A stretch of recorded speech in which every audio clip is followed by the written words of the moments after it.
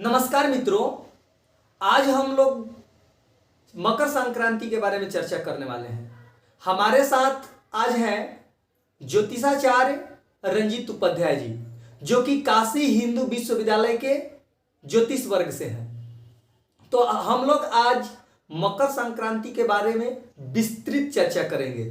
मकर संक्रांति क्यों मनाया जाता है, इसकी क्या हमारे जीवन में प्रभाव पड़ता है, ये सारी चीजें हम सारा क्वेश्चन उपाध्याय जी से करेंगे और इस पर हमारी चर्चा होगी। तो चलिए स्टार्ट करते हैं। मकर संक्रांति के विषय में हम विस्तृत जानकारी लेंगे। जी जी तो बिल्कुल। हमारा कहने का मतलब ये है कि संक्रांति का सबसे सर्वप्रथम मतलब ये है कि एक राशि से दूसरे राशि पे सूर्य का जाना, जी जी ये इसी को संक्रांति कहते हैं। बिल्कुल ठीक है। उसके बाद से जैसे में कि राशियां तो 12 होती हैं, सूर्य जब जब अपना राशि बदलता है तब तब संक्रांतियां होती हैं। किंतु यहाँ पे जैसे में कि मकर संक्रांति हमारा है, यह काफी फेमस और बहुत ज्यादा प्रसिद्ध है। तो इसकी भूमिका क्या है हमारे मानव जीवन में, क्यों इसे ज्यादा मनाया जाता है, इसके विषय में हम बहुत अच्छे से जानेंगे।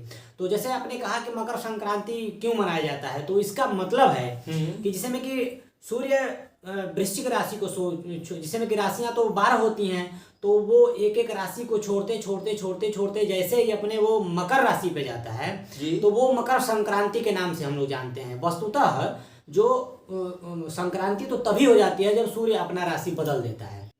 अच्छा, मकर संक्रांति का हमारे जीवन में क्या उपयोगिता है, क्यों हम लोग मनाते हैं? हाँ, तो देखिए, मकर संक्रांति इसलिए हम लोग मनाते हैं कि इसका सबसे ज़्यादा महत्व है कि अयन होता है वह 2 होता है। एक 6 महीने का उत्तरायण होता है और 6 महीने का दक्षिणायन होता है। तो हमारा सूर्य जो है अपने राशि को छोड़ते जैसे में कि राशि जब परिवर्तन करते हैं, तो परिवर्तन करने के साथ साथ उनका एक पार्ट बटा हुआ कि 6 महीना वह उत्तर में रहेंगे और 6 महीना वह दक्षिण में रहेंगे जी। लेकिन अब कहने का मतलब है कि कब से कब तक उत्तर में रहेंगे और कब से कब तक दक्षिण में रहेंगे। तो हम जान लेते हैं, जैसे मकर राशि, अब हमारे 14 तारीख को सूर्य जो है मकर राशि में जाएंगे। तो पौष मास में शुक्ल पक्ष में 14 तारीख को मकर राशि में सूर्य जाएंगे। तो उस समय क्या होगा कि सूर्य 6 महीना उत्तरायण में रहेंगे।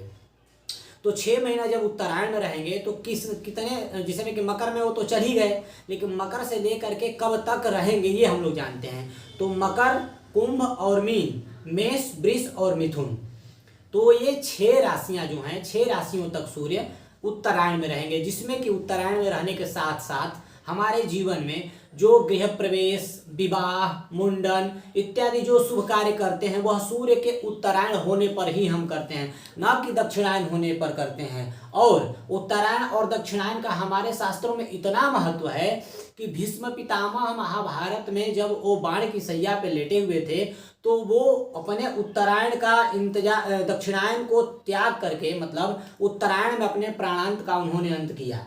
इतना तक हमारे शास्त्रों में इसका महत्व और भूमिका है।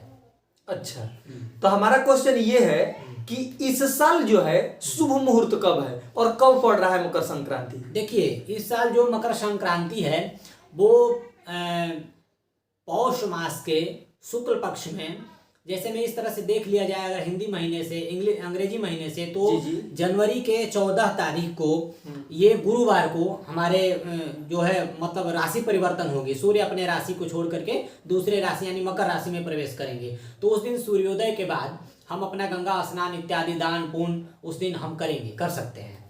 तो उसका शुभ मुहूर्त कब है? मतलब 14 तारीख को आप बता रहे हैं कि 14 को इस साल मकर संक्रांति पड़ रही है। हाँ। तो उसका शुभ मुहूर्त, कोई मुहूर्त वगैरह कुछ बता दीजिए आप। जी, कहने का मतलब है कि मैंने कहा कि सूर्योदय के बाद, क्योंकि सूर्य का ही इसमें अहम भूमिका है। अच्छा। तो सूर्योदय के बाद हम अपना इसमें जो क्रियाकलाप, स्नान ध्यान इत्यादि जो दान पुण्य वाला कार्य है वो हम कर सकते हैं।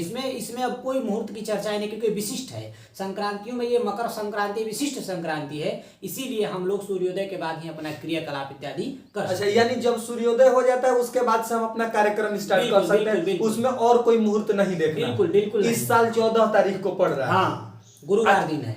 हाँ उपाध्याय जी, एक चीज और है कि यहाँ पर कुछ लोग कहते हैं कि ये किसानों का मुख्य पर्व माना जाता है। आखिर ये किसान क्यों मनाते हैं? क्या है किसान का क्यों महत्व कहा जाता है? देखिए, किसान कहने का मतलब ये है कि वो भी भगवान सूर्य से एक आग्रह करते हैं कि हे भगवान सूर्य, आप जब, क्योंकि 6 महीना जब दक्षिणायन सूर्य रहते हैं तो वह दैत्यों के दिन हो जाते हैं। अच्छा। और 6 महीने जब वह उत्तरायण में होते हैं तो वह देव लोगों का हो जाता है। तो दैत्य और देव में अंतर आप समझ गए कि 6 महीना राक्षसों का जो दिन हो गया और 6 महीना देवताओं को हो गया।